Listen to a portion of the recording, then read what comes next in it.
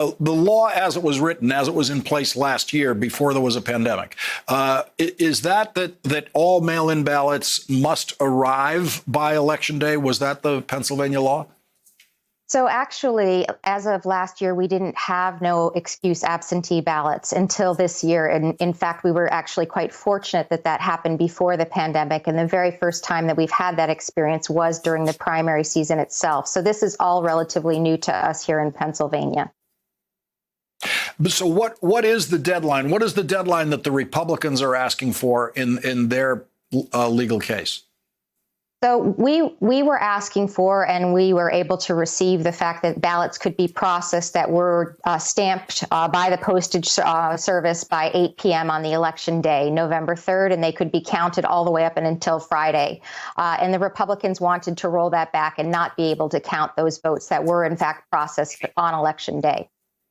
And as you mentioned, that will disenfranchise quite a lot of voters, possibly.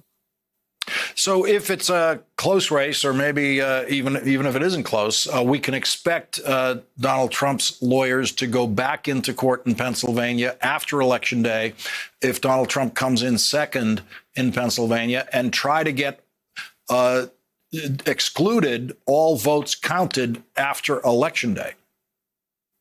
I suppose that's a possibility, but I would say that all of these votes, as we've just talked about, are actually legal votes. They are votes that have been placed during the election season, during the election process, and they should be duly counted and processed because they are good votes, valid votes by the Pennsylvanian people. We've already had about 2.6 million Pennsylvanians request these no excuse absentee ballots. Last season, or last presidential cycle, we only had about 6.1 million Pennsylvanians vote in general. So this is a huge number of people who have asked for the ability to vote by mail. And we really need to make sure that we've processed every one of those ballots.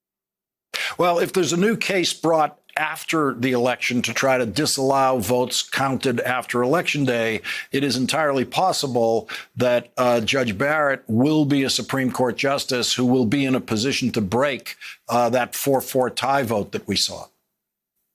Yes, sir. And that's actually one of the concerns that I and many others, of course, have about the composition of the Supreme Court in general, and making sure that it's a balanced court, because it's not just issues of access to the ballot that may be at stake, but issues of reproductive issues, maybe healthcare issues in general. And all of those things, we really genuinely believe the Supreme Court should have a much more balanced composition than it currently is heading towards.